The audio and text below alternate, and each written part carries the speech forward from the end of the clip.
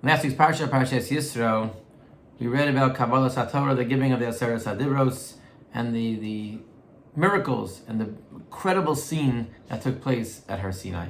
But there's an aspect of Kabbalas HaTorah that is clearly associated, and Chazal said took place prior to Matan Torah, but only appears in our Parsha, in Parshas Mishpatim. And that is prior to Kabbalas HaTorah. Bnei Yisrael said, Na'aseh v'nishma. We're willing to accept the Torah even though we don't know what's written there. We will do, and then we will hear what is there.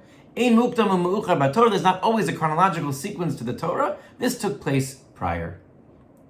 And there's a Gemara in Masechah Shabbos on Daf Peiches that describes the details of Kabbalas HaTorah and explains that the pasuk in last week's parsha, when it says Vayisyatzvu b'sachti sahar, that they stood at the foot of the mountain, the base of the mountain, Chazal tell us that kafa aleim har kegigis, that Hashem picked up the mountain like a barrel and held it over the Jewish people and said, Im atem mekablim es Torah mutav, if you take the Torah, then everything will be fine. V'im lav, but if not, sham tehei kfuraschem. Here is where you're going to be buried. And Tosfos there and many of the other Mefarshim are bothered by the following question. If Bnei Yisrael said Na'aseh v'nishma, if they already agreed prior, as we have in our Parsha, to do everything that's written in the Torah, why was it necessary for it to be forced upon them? And it seems from the Gemara that there is a problem, or at least a moda'ah rabba l'oraisa, there's a certain excuse that existed because Klal Yisrael, because the Jewish people only took it forcibly, and then Hadar kibluha b'mei Achashverosh, and later, the times of Achashverosh, they reaccepted the Torah. But why was it necessary to have these different phases if they were willing to accept the Torah?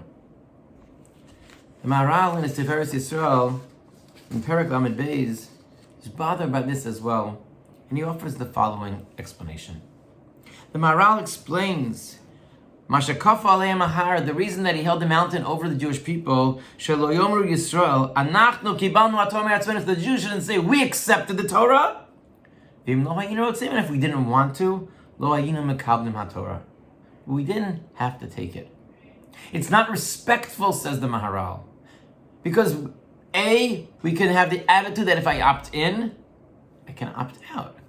But besides that, it's disrespectful for the Torah for it to even give the impression that it's something that wasn't necessary. Without the Torah, the world would fall apart.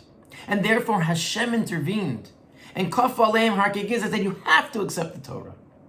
You have no choice. It is necessary for the continuation of the world. So what was missing?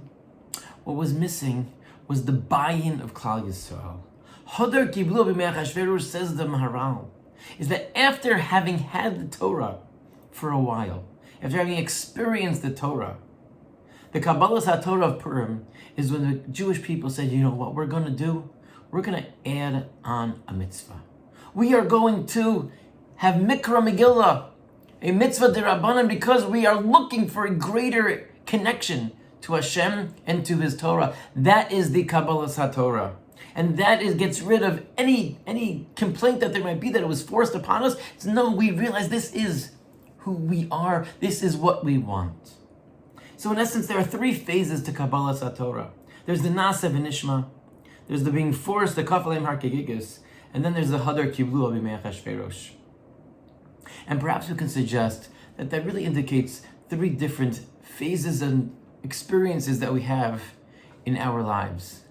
There are times when we have moments of inspiration, when we're so excited, well, nothing's going to stop us. Na'aseh v'nishma. We are working hard and getting close, and nothing is going to stand in our way.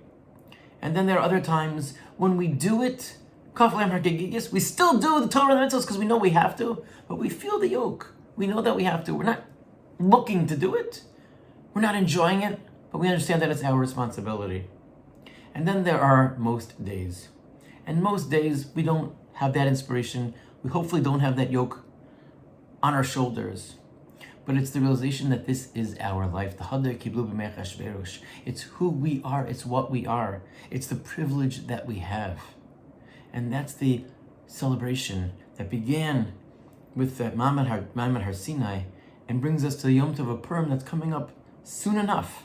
It's the realization that Torah, mitzvos, are a way of life. It's not just something that we do, but it's who we are. And that's the celebration, the Nasev Nishma, the Kafalem HaKegigis that will culminate in Eretz Hashem on Purim.